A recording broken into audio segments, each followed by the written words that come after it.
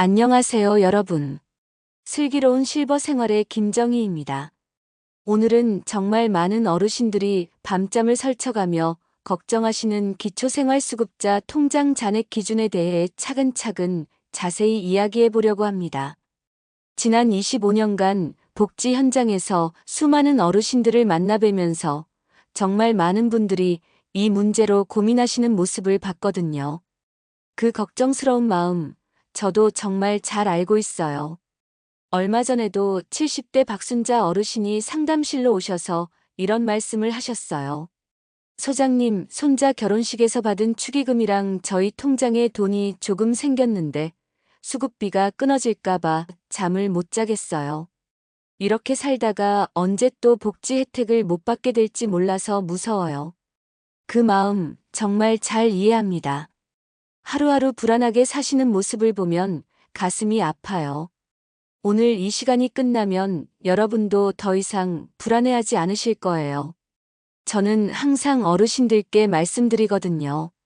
복지제도는 여러분을 괴롭히려고 만든 게 아니라 어려운 상황에 있는 분들을 도와드리려고 만든 거라고요. 너무 위축되지 마시고 당당하게 받을 수 있는 혜택은 받으셔야 해요. 소득 인정액, 이렇게 이해하세요. 먼저 많은 분들이 오해하고 계시는 부분부터 말씀드릴게요.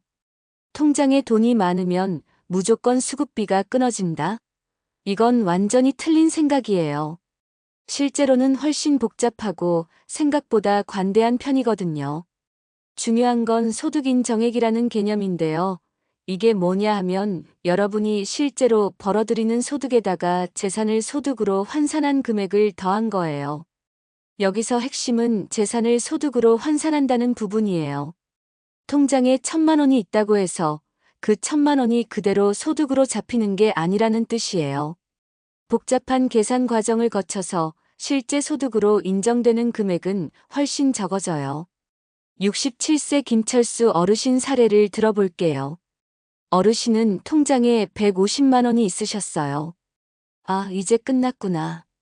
수급비 못 받는구나 하고 체념하고 계셨는데 실제로 계산해보니 소득 인정액은 기준 이하였거든요. 왜 그럴까요? 소득 인정액, 소득 평가액, 재산의 소득 환산액. 이 공식에서 재산의 소득 환산액을 계산할 때 기본 재산액을 공제해주기 때문입니다. 이 기본 재산액 공제가 여러분이 생각하시는 것보다 훨씬 큰 금액이에요. 그래서 웬만한 통장 잔액으로는 전혀 문제가 되지 않는 거죠. 더 자세히 설명드리면 재산의 소득 환산액은 재산 마이너스 기본 재산액 마이너스 부채 소득 환산율로 계산돼요. 여기서 소득 환산율이 연 6.26%인데 이걸 월로 나누면 약 0.52%예요. 즉 기본 재산액을 제외한 나머지 재산의 0.52%만 월 소득으로 인정한다는 뜻이에요. 지역별 기본 재산액 공제 기준 자세히 알아보기. 이 기본 재산액 공제가 지역마다 다른데요. 왜 이렇게 차이가 날까요? 지역별 물가와 주거비 수준을 고려한 거예요. 서울이나 경기도는 집값도 비싸고 생활비도 많이 들잖아요. 그래서 더 많은 금액을 공제해 주는 거죠. 2025년 현재 기준으로 말씀드리면 서울은 9,900만 원, 경기도는 8천만 원, 광역시와 세종시는 7,700만 원, 그 외 지역은 5,300만 원까지 기본 재산액으로 공제해 줍니다. 여기에 생활준비금 500만 원을 추가로 공제해 주고요. 그러니까 서울에 사시는 분이라면 다른 재산이 전혀 없다고 가정했을 때 통장에 1억 400만 원까지는 아무 문제가 없다는 뜻이에요. 경기도는 8,500만 원, 그 외 지역은 5,800만 원까지 안전해요. 부산에 사시는 72세 이영애 어르신 경우를 볼까요? 어르신은 작은 아파트 한 채와 통장에 200만 원이 있으셨어요. 아파트 시세가 1억 원이었는데 아이고, 집값이 1억이나 되는데 수급비 못 받는 거 아니야? 하고 걱정하셨거든요. 그런데 부산은 광역시니까 7,700만 원을 공제받으셔서 실제로는 재산이 별로 없다고 인정받으셨어요. 계산해보면 1억 원 아파트 200만 원 통장 1억 200만 원인데 여기서 7,700만 원을 공제하면 2,500만 원만 남아요. 이 2,500만 원에 월 0.52%를 곱하면 월 13만 원 정도만 소득으로 인정돼요. 1인 가구 생계급여 기준이 76만 원이니까 76만 원에서 13만 원을 뺀 63만 원을 여전히 받을 수 있는 거죠. 실제 사례로 보는 통장 관리 더 자세한 이야기들. 사례 1 용돈 받는 경우 박말순 어르신. 75세 박말순 어르신은 자녀들이 매월 30만 원씩 용돈을 드린다고 걱정하며 오셨어요. 소장님, 이렇게 받아도 괜찮을까요? 통장에 돈이 쌓이고 있어서요. 벌써 1년 넘게 받았는데 400만 원이 넘게 들어있어요. 전혀 걱정하지 마세요. 매월 30만 원씩 받아도 1년에 360만 원, 10년 받아도 3,600만 원이에요. 아직 안전 기준에 한참 못 미쳐요. 더군다나 자녀가 주는 용돈은 증여세 기준도 있어서 연간 500만 원까지는 세금도 없어요. 박말순 어르신은 대전에 사시는데 대전은 광역시라서 기본 재산액 공제가 7,700만 원이에요. 어르신이 전세로 사시는 집 보증금이 3천만 원, 통장에 400만 원이 있다고 해도 총 3,400만 원으로 아직 7,700만 원에 한참 못 미쳐요. 앞으로 10년을 더 받으셔도 괜찮을 정도예요. 사례 2 보험금 받는 경우 최영수 어르신. 78세 최영수 어르신은 교통사고로 보험금 800만 원을 받으셨어요. 소장님, 이걸 신고해야 하나요? 갑자기 큰돈이 생겨서 어떻게 해야 할지 모르겠어요. 800만 원 정도의 보험금은 대부분 괜찮아요. 어르신은 울산에 사시는데 울산도 광역시라서 기본 재산액 공제가 7,700만 원이거든요. 원래 가지고 계시던 재산과 합쳐도 아직 여유가 많으세요. 다만 보험금을 받을 때 주의할 점이 있어요. 만약 치료비로 쓴 부분이 있다면 그 영수증을 잘 보관해 두세요. 의료비는 소득에서 차감해 주거든요. 최영수 어르신도 사고 치료비로 300만 원을 쓰셨는데 실제로는 500만 원만 재산으로 추가된 셈이에요. 하지만 몇 천만 원씩 나오는 큰 보험금이라면 그때는 주민센터에 상담받아 보시는 게 좋겠어요. 특히 1억 원 이상의 큰 보험금은 미리 상담받으시는 걸 권해드려요. 사례 3 적금 만기되는 경우 마이너스 김순례 어르신. 69세 김순례 어르신은 10년 동안 넣어둔 적금 1,200만 원이 만기됐다며 오셨어요. 어떻게 해야 하죠? 이 돈을 또 적금에 넣으면 안 될까요? 1,200만 원 정도는 전혀 문제 없어요. 김순례 어르신은 전주에 사시는데 전주는 기본 재산액 공제가 5,300만 원이에요. 원래 가지고 계시던 재산과 합쳐도 아직 안전 범위 안에 있으세요. 다만 여기서 중요한 건 적금을 다시 가입하지 마세요. 적금 이자는 소득으로 잡혀서 수급비가 줄어들 수 있거든요. 요즘 적금 금리가 연 3% 정도 되는데 1,200만 원을 적금에 넣으면 연 36만 원, 월 3만 원 정도의 이자가 나와요. 이 3만 원이 소득으로 잡혀서 수급비가 3만 원 줄어들 수 있어요. 차라리 일반 통장에 그냥 놔두세요. 일반 통장 이자는 거의 없으니까요. 어차피 요즘 물가 상승률을 고려하면 적금 넣는 것도 실질적으로는 큰 이득이 없어요. 사례 4 전세금 올리는 경우 마이너스 정현숙 어르신. 대구에 사시는 74세 정현숙 어르신은 집주인이 전세금을 2,500만 원에서 3,500만 원으로 올려달라고 했어요. 소장님, 전세금이 1,000만 원이나 올라가는데 괜찮을까요? 다른 집을 구해야 할까요? 전세금 1,000만 원 올라가는 건 전혀 문제 없어요. 대구는 광역시라서 기본 재산액 공제가 7,700만 원이거든요. 어르신이 가지고 계시던 다른 재산과 합쳐도 아직 여유가 많으세요. 오히려 전세금이 오르는 게 월세보다는 유리할 수 있어요. 전세금은 재산으로만 잡히지만 월세는 매달 지출되는 거라서 실질적인 생활비 부담이 더 크거든요. 물론 전세금을 마련하는 게 어려운 문제이긴 하지만요. 하지만 만약 전세금이 5천만 원, 6천만 원 이렇게 크게 오른다면 그때는 계산해 봐야 해요. 특히 다른 재산까지 합쳐서 기본 재산액 공제 기준을 넘어가면 영향이 있을 수 있거든요. 사례 5 농사 수입이 있는 경우 마이너스 송기철 어르신. 시골에 사시는 71세 송기철 어르신은 텃밭에서 채소를 팔아서 월 20만 원 정도 버세요. 소장님, 이것도 신고해야 하나요? 그냥 텃밭에서 나는 거 조금 파는 건데요. 정기적으로 월 10만 원 이상 버시고 있다면 신고하셔야 해요. 텃밭이어도 판매를 목적으로 하면 농업소득이거든요. 다만 너무 걱정하지 마세요. 농업소득에는 근로소득 공제가 적용돼요. 월 20만 원 농업소득이 있다면 여기서 근로소득 공제를 빼면 실제로 소득으로 인정되는 금액은 훨씬 적어져요. 근로소득 공제는 월 20만 원까지는 30%를 공제해 주거든요. 그러니까 20만 원의 30%인 6만 원을 빼면 14만 원만 소득으로 인정돼요.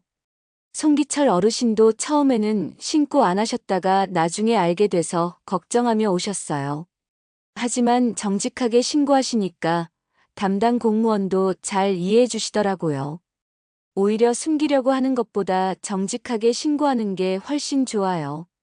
사례 6 생명보험 해약금 마이너스 윤정자 어르신. 77세 윤정자 어르신은 20년 넣어둔 보험을 해약해서 4,500만 원을 받으셨어요. 소장님, 이 돈 때문에 수급비 못 받게 되는 건 아니죠? 해약금도 당연히 재산으로 잡혀요. 4,500만 원 정도면 아직 안전하지만 어르신이 계시는 지역과 다른 재산을 종합적으로 봐야 해요. 윤정자 어르신은 인천에 사시는데 인천은 광역시라서 기본 재산액 공제가 7,700만 원이에요. 원래 가지고 계시던 재산이 전세금 2천만 원, 통장에 500만 원 정도였는데 보험 해약금 4,500만 원을 더하면 총 7천만 원이에요. 아직 기본 재산액 공제 범위 안에 있으니까 전혀 문제 없어요. 만약 해약금이 1억 원 넘게 나온다면 미리 주민센터에 상담받아 보세요. 해약하기 전에 상담받는 게 더 좋은데 해약금이 얼마나 나올지 미리 알아보고 계산해 볼 수 있거든요. 사례 7 상속받은 경우 마이너스 이춘자 어르신. 75세 이춘자 어르신은 형님이 돌아가시면서 유산으로 3천만 원을 받으셨어요. 소장님, 갑자기 큰돈이 생겼는데 어떻게 해야 하죠? 상속도 당연히 재산 증가로 봐야 해요. 하지만 3천만 원 정도는 대부분의 지역에서 안전해요. 이춘자 어르신은 창원에 사시는데 창원은 광역시라서 기본 재산액 공제가 7,700만 원이거든요. 상속받을 때 주의할 점은 상속세 문제도 있다는 거예요. 5억 원 이하는 상속세가 없지만 그래도 신고는 해야 하거든요. 복지 담당자와 세무서에 모두 신고하시는 게 좋아요. 많은 분들이 가장 궁금해하시는 부분이 바로 언제 신고해야 하는지예요. 신고 안 했다가 나중에 문제되는 게 아닌가 하고 걱정들 많이 하시거든요. 자세히 설명해 드릴게요. 반드시 신고해야 하는 경우. 첫째, 새로운 소득이 생겼을 때예요. 일을 시작했거나 연금을 새로 받기 시작했을 때죠.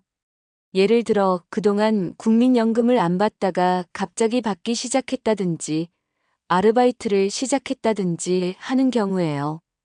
둘째, 가족 상황이 바뀔 때예요. 자녀가 취업했거나 결혼했을 때 또는 배우자가 새로운 일을 시작했을 때죠. 가족이 함께 살고 있다면 가족의 소득도 가구 소득에 합쳐지거든요. 셋째, 큰 재산이 생겼을 때예요. 부동산을 샀거나 큰 보험금을 받았을 때, 상속을 받았을 때 등이 여기에 해당해요. 큰 재산의 기준은 정확히 정해진 건 없지만 제 경험으로는 1,000만 원 이상이면 신고하시는 게 좋아요. 넷째, 매달 정기적으로 들어오는 돈이 생객일 때예요. 임대 수입, 농업소득, 사업소득 등이 여기에 해당해요. 금액이 작아도 정기적으로 들어온다면 신고하셔야 해요. 신고 안 해도 되는 경우. 첫째, 자녀가 주는 일회성 생활비나 명절 용돈이에요. 추석이나 설날에 받는 용돈, 생일에 받는 용돈 같은 건 신고 안 하셔도 돼요. 하지만 매달 정기적으로 받는다면 그때는 고민해 봐야 해요. 둘째, 몇백만 원 정도의 작은 보험금이에요.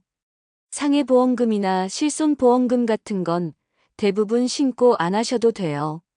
특히 치료비로 바로 쓰인다면 전혀 문제 없어요. 셋째, 원래 있던 적금이나 예금이 만기되는 경우에요. 새로 생긴 돈이 아니라 원래 있던 돈이 형태만 바뀐 거거든요. 넷째, 경조사비로 받는 축의금이나 부조금이에요. 다만 결혼식이나 장례식 용도로 바로 쓰이지 않고 통장에 쌓아둔다면 그때는 신고하는 게 좋아요. 애매한 경우들. 가장 많이 문의하시는 애매한 경우들도 있어요. 예를 들어 자녀가 매달 주는 용돈 같은 경우죠. 월 10만 원 정도는 생활비로 봐도 되지만 월 50만 원씩 준다면 좀 애매해져요. 또 텃밭에서 채소 파는 것도 그래요. 가끔 이웃에게 나눠주고 조금 받는 정도는 괜찮지만 정기적으로 시장에 내다 판다면 농업소득으로 봐야 해요. 이런 애매한 경우들은 주민센터에 상담받아 보시는 게 제일 좋아요. 담당자마다 해석이 조금씩 다를 수 있지만 대부분 상식선에서 판단해 주세요. 실수하기 쉬운 5가지 함정 절대 하지 말아야 할 것들. 25년간 복지 현장에서 일하면서 정말 많은 분들이 똑같은 실수를 하시는 걸 봤어요. 미리 알고 계시면 충분히 피할 수 있는 함정들이에요. 함정 1, 자녀 명의로 돈 숨기기 절대 금물.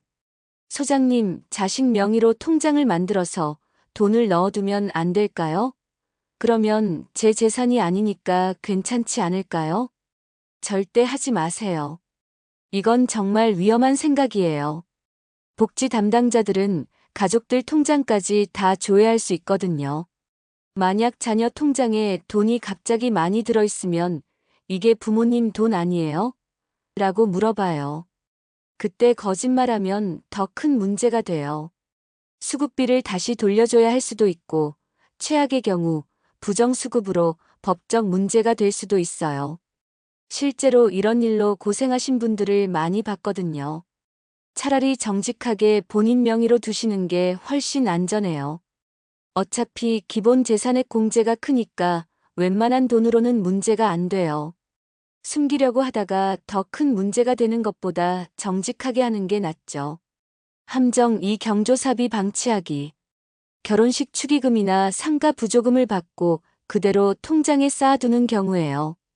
소장님, 아들 결혼식에서 축의금을 2천만 원 받았는데 이게 문제될까요? 축의금 자체는 문제 없어요. 결혼 준비비로 바로 쓰이면 전혀 문제가 안 되거든요. 하지만 결혼식이 끝나고도 그 돈을 그냥 통장에 쌓아둔다면 그때는 재산으로 잡힐 수 있어요. 영수증을 잘 보관해 두세요.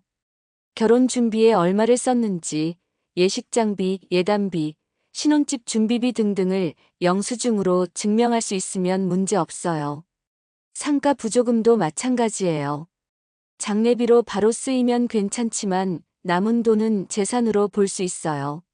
함정 3인대 수입 미신고 마이너스 작은 돈도 소득. 소장님, 우리 집 방 하나를 월 40만 원에 세놓고 있어요. 이것도 신고해야 하나요? 그냥 방 하나인데요. 방 하나를 세놓는 것도 엄연한 임대 사업이에요. 월 40만 원이면 연간 480만 원이에요. 이 정도면 기초수급자 자격에 충분히 영향을 줄 수 있거든요.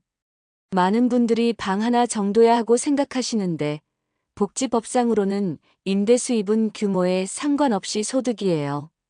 월 10만 원짜리 고시원을 내놔도 신고해야 해요. 다만 임대 수입이 있어도 바로 수급 자격을 잃는 건 아니에요. 다른 소득과 합쳐서 기준을 넘어가야 자격을 잃는 거거든요. 정직하게 신고하시는 게 좋아요. 함정 사주식이나 부동산 투자 위험한 선택. 소장님, 통장에 돈이 좀 있는데 주식이나 부동산에 투자해도 될까요? 그러면 재산이 줄어들잖아요. 절대 권하지 않아요. 주식이나 부동산은 모두 재산으로 잡혀요. 더군다나 가격 변동이 심해서 언제 수급 자격에 영향을 줄지 몰라요. 특히 주식은 정말 위험해요. 오늘 1,000만 원이던 주식이 내일 2천만 원이 될 수도 있고 500만 원이 될 수도 있거든요. 주식 가격이 올라서 기준을 넘어가면 갑자기 수급 자격을 잃을 수도 있어요. 기초수급자에게는 안정이 제일 중요해요. 투자로 돈을 벌려고 하다가 수급 자격까지 잃으면 더 큰 손해예요. 차라리 안정적인 생활 유지가 우선이에요. 함정 5 비싼 자동차 소유 마이너스 기준 확인 필수. 소장님, 우리 집에 차가 있는데 괜찮을까요? 2015년식 그랜저인데 지금 시세가 800만 원 정도 나와요. 2025년부터 자동차 기준이 완화돼서 2000cc 미만, 500만 원 미만 차까지는 괜찮아요. 하지만 800만 원짜리 그랜저는 기준을 넘어가네요. 그러면 그 차값이 통째로 재산으로 잡혀요. 800만 원 차가 있으면서 다른 재산까지 있다면 기본 재산액 공제를 넘어갈 수 있어요. 그러면 수급 자격을 잃을 수도 있고요. 그래서 혹시 비싼 차가 있으시다면 팔고 저렴한 차로 바꾸시는 게 좋아요. 실제로 작년에 상담했던 분이 계세요. 2천만 원짜리 SUV를 가지고 계셨는데 그 때문에 수급 자격을 못 받으셨어요. 차를 팔고 300만 원짜리 중고차로 바꾸신 후에 수급 자격을 받으셨거든요. 다만 장애인이시거나 질병 때문에 꼭 차가 필요한 경우에는 예외가 있을 수 있어요. 주민센터에 상담받아 보세요. 통장 관리 팁 6가지 실전 노하우. 25년간 현장에서 쌓은 노하우를 알려드릴게요. 이 팁들만 잘 따라하셔도 훨씬 안전하게 관리하실 수 있어요. 팁 1. 통장을 하나로 모으세요. 마이너스 관리의 기본. 소장님, 저는 어은행에 500만 원, 비은행에 300만 원, 시은행에 200만 원 이렇게 나눠서 가지고 있어요. 이렇게 하면 숨겨지는 거 아닌가요? 전혀요. 복지 담당자들은 모든 은행 통장을 다 조회할 수 있어요. 금융정보제 공동의서를 쓰시면 모든 금융기관의 정보가 다 나와요. 오히려 통장이 여러 개 있으면 관리하기 어려워요. 하나의 은행으로 모으시는 게 좋아요. 그러면 잔액 관리도 쉽고 입출금 내역도 한눈에 볼 수 있어요. 복지 담당자도 확인하기 쉬워서 업무가 빨라져요. 다만 예금자 보호가 5천만 원까지니까 그 이상 되시는 분들은 2개 은행으로 나누시는 것도 괜찮아요. 팁 2. 적금보다는 예금보다는 입출금 통장. 소장님, 통장에 돈이 좀 있는데 적금에 넣으면 안 될까요? 이자라도 받고 싶어서요. 적금은 가급적 피하세요. 적금 이자는 소득으로 잡혀서 수급비가 줄어들 수 있거든요. 요즘 적금 금리가 연 3% 정도 되는데 1,000만 원을 적금에 넣으면 연 30만 원, 월 2만 5천 원 정도의 이자가 나와요. 이 돈이 소득으로 잡혀서 수급비가 줄어들어요. 정기예금도 마찬가지예요. 이자가 나오면 소득으로 잡혀요. 차라리 일반 입출금 통장에 그냥 놔두세요. 일반 통장 이자는 연 0.1%도 안 되니까 거의 소득으로 잡히지 않아요. 어차피 요즘 물가 상승률을 고려하면 적금 이자도 실질적으로는 큰 이득이 없어요. 안정이 우선이에요. 팁 3. 큰 돈이 생기면 미리 상담받으세요. 마이너스 예방이 최고. 소장님, 다음 달에 보험 만기로 3천만 원이 나올 예정인데 어떻게 해야 하죠? 이런 경우가 제일 좋아요. 미리 알고 준비할 수 있거든요. 보험금이나 상속 같은 큰 돈이 생길 예정이라면 받기 전에 미리 주민센터에 가서 상담받으세요. 이 돈을 받으면 수급 자격에 어떤 영향이 있을까요? 하고 물어보시면 정확히 계산해서 알려줘요. 미리 알고 준비하면 당황하지 않아요. 만약 수급 자격에 영향이 있다면 그 돈을 어떻게 활용할지도 미리 계획할 수 있어요. 집 수리비로 쓴다든지 의료비로 쓴다든지 하는 계획을 세울 수 있거든요. 팁 4. 가족과 미리 상의하세요. 마이너스 소통이 중요. 소장님, 우리 아들이 용돈을 주고 싶어 하는데 얼마까지 받아도 될까요? 자녀들이 용돈을 주고 싶어 할 때 미리 얼마까지 괜찮은지 계산해 보세요. 무작정 받았다가 나중에 문제되는 것보다 미리 계획하는 게 좋아요. 예를 들어 서울에 사시면서 다른 재산이 5천만 원 정도 있으시다면 추가로 5천만 원 정도까지는 안전해요. 그러니까 자녀가 매달 50만 원씩 주셔도 8년 정도는 괜찮다는 계산이 나와요. 이런 식으로 미리 계산해서 자녀와 상의하세요. 매달 30만 원씩 주면 10년은 괜찮을 것 같다 이렇게 말씀드리면 자녀들도 안심하고 도움을 줄 수 있어요. 팁 5. 영수증을 잘 보관하세요. 증빙의 힘. 소장님, 이번에 수술비로 500만 원이 들었어요. 이것도 재산에서 빼주나요? 의료비, 장례비, 결혼 준비비 같은 큰 지출이 있을 때는 영수증을 잘 챙겨두세요. 이런 지출은 소득에서 차감해주는 경우가 있어요.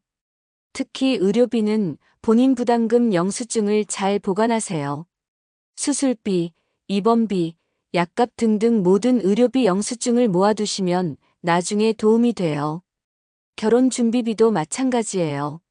예식장비, 예단비, 신혼집 준비비 등등 영수증을 다 모아두세요. 축의금으로 받은 돈이 결혼 준비에 다 쓰였다는 걸 증명할 수 있어요.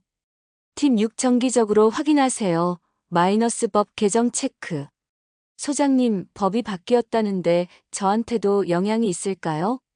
1년에 한 번은 주민센터에 가서 제 상황에 변동사항은 없나요? 하고 확인해 보세요. 법이 바뀌거나 기준이 달라질 수 있거든요. 2025년에도 자동차 기준이 바뀌었잖아요. 예전에는 1600cc 미만, 200만 원 미만 차만 괜찮았는데 이제는 2000cc 미만, 500만 원 미만까지 괜찮아져요. 이런 변화를 미리 알고 계시면 도움이 돼요. 또 새로운 복지제도가 생기기도 해요. 기초연금이 오르거나 의료급여 기준이 바뀌거나 하는 변화들이 있을 수 있어요. 정기적으로 확인하시는 게 좋아요. 지역별 상세 기준과 실제 계산법. 이제 좀 더 구체적으로 지역별 기준을 말씀드릴게요. 사시는 지역에 따라 차이가 크니까 본인 지역 기준을 정확히 아시는 게 중요해요. 서울 거주자 가장 유리한 조건. 서울은 기본 재산액 공제가 9,900만 원으로 가장 높아요. 생활준비금 500만 원까지 합하면 총 1억 400만 원까지는 재산이 있어도 소득으로 전혀 잡히지 않아요. 예를 들어 서울에 사시는 80세 김할머니가 전세금 6천만 원, 통장에 3천만 원이 있다고 해봐요. 총 9천만 원이니까 아직 1억 400만 원에 1,400만 원이나 여유가 있어요. 자녀가 용돈을 더 주셔도 괜찮다는 뜻이죠. 만약 재산이 1억 400만 원을 넘어간다면 어떻게 될까요? 예를 들어 총 재산이 1억 5천만 원이라면 1억 400만 원을 뺀 나머지 600만 원에 대해서만 소득 환산을 해요. 600만 원의 연 6.26%는 37만 5,600원이고 이를 월로 나누면 월 3만 1,300원 정도만 소득으로 잡혀요. 1인 가구 생계급여 기준이 76만 원이니까 76만 원에서 3만 1,300원을 뺀 72만 8,700원을 여전히 받을 수 있어요. 경기도 거주자 마이너스 중간 수준. 경기도는 기본 재산액 공제가 8천만 원이에요. 생활준비금 500만 원까지 합하면 8,500만 원까지 안전해요. 수원에 사시는 75세 박할아버지가 아파트 전세금 5천만 원, 통장에 2천만 원이 있다고 해봐요. 총 7천만 원이니까 아직 8,500만 원에 1,500만 원 여유가 있어요. 만약 총 재산이 1억 원이라면 8,500만 원을 뺀 나머지 1,500만 원에 대해서만 소득 환산을 해요. 1,500만 원의 연 6.26%는 93만 9천 원이고 월로 나누면 월 7만 8,250원 정도가 소득으로 잡혀요. 생계급여 76만 원에서 78,250원을 뺀 68만 1,750원을 받을 수 있어요. 광역시 거주자 마이너스 어느 정도 괜찮은 수준. 부산, 대구, 인천, 광주, 대전, 울산은 기본 재산액 공제가 7,700만 원이에요. 생활준비금 500만 원까지 합하면 8,200만 원까지 안전해요. 부산에 사시는 73세 최할머니가 아파트 전세금 4천만 원, 통장에 1,500만 원이 있다고 해봐요.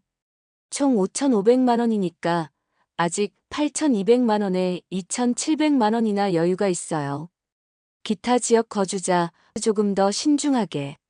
그 외 모든 지역은 기본 재산액 공제가 5,300만 원이에요. 생활준비금 500만 원까지 합하면 5,800만 원까지 안전해요. 청주에 사시는 71세 정할아버지가 전세금 3천만 원, 통장에 1,000만 원이 있다고 해봐요. 총 4천만 원이니까 아직 5,800만 원에 1,800만 원 여유가 있어요. 하지만 서울이나 경기도보다는 여유가 적으니까 조금 더 신중하게 관리하셔야 해요. 자주 묻는 질문과 답변. 25년 동안 정말 많은 질문을 받았는데 그 중에서 가장 자주 나오는 질문들을 정리해 드릴게요. q1 자녀가 취업하면 어떻게 되나요? 소장님, 우리 아들이 취업했는데 같이 살면 안 되는 건가요? 자녀가 같이 살고 있다면 자녀 소득이 가구 소득에 합쳐져요. 만약 자녀가 월급 250만 원을 받는다면 여기서 근로소득, 공제 84만 원을 빼면 166만 원이 소득으로 잡혀요. 부모님과 자녀 2인 가구 기준으로 생계급여 선정 기준이 124만 원이니까 이 경우에는 생계급여는 못 받지만 의료급여나 주거급여는 받을 수 있어요. 하지만 자녀가 따로 살고 있다면 상관없어요. 결혼해서 분가했거나 직장 때문에 다른 지역에 산다면 전혀 영향이 없어요. q2 배우자가 연금을 받기 시작했어요. 소장님, 남편이 국민연금을 받기 시작했는데 어떻게 해야 하나요?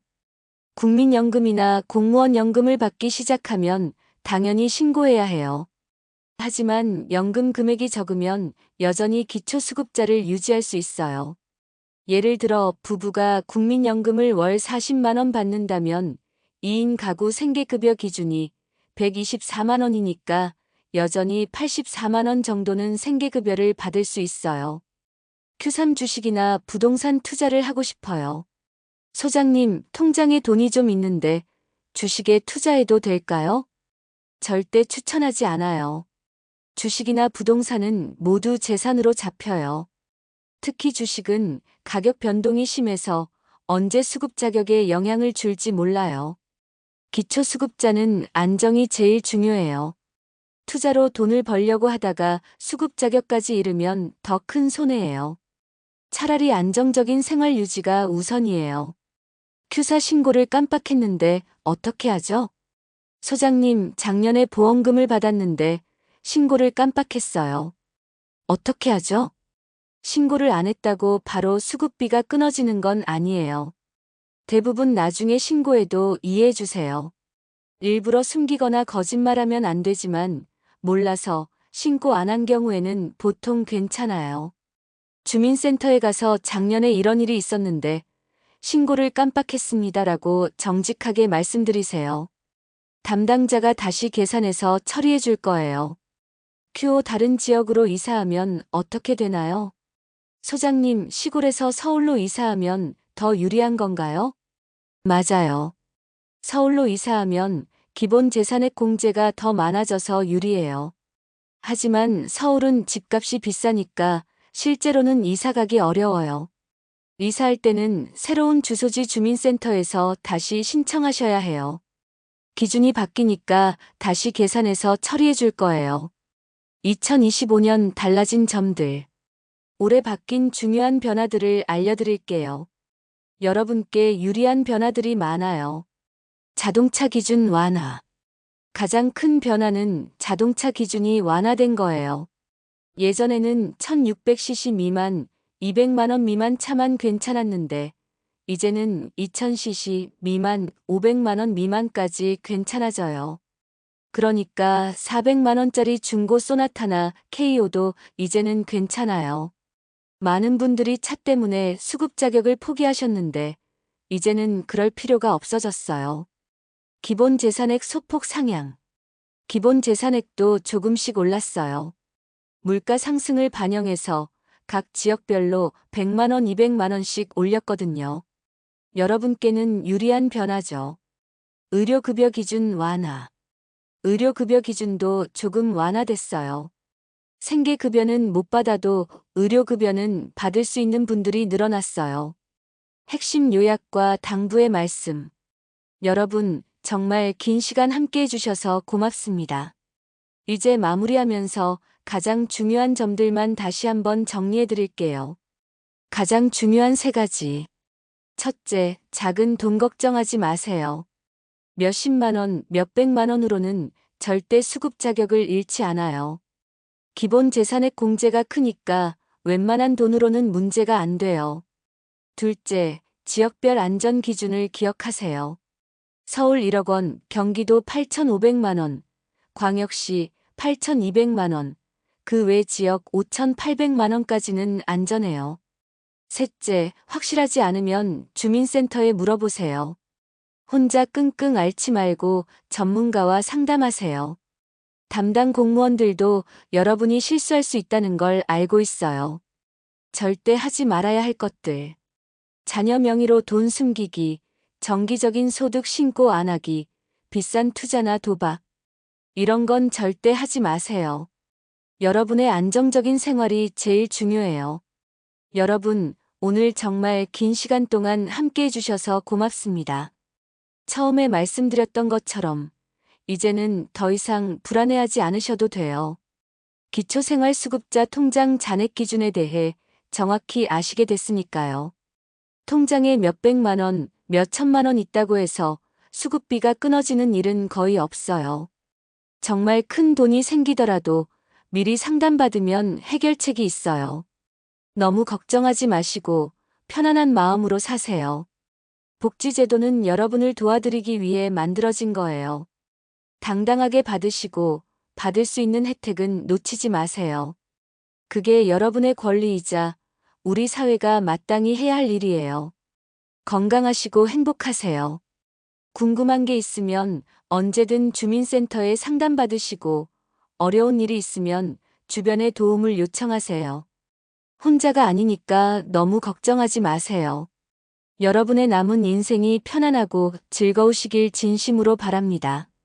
다음에 또 좋은 내용으로 찾아뵙겠어요. 감사합니다.